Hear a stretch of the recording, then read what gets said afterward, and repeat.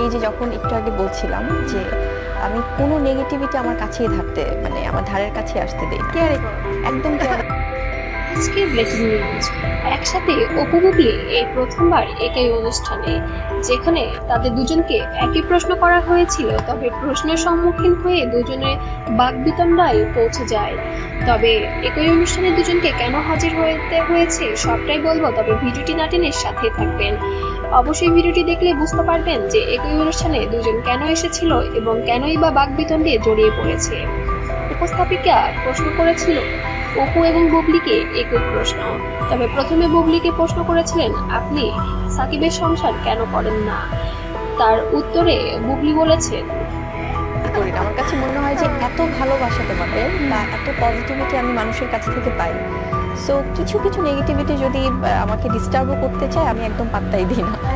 So আমার কাছে এটা এবং আমার মনে হয় আমার ধৈর্যটা আছে মানে কিছু।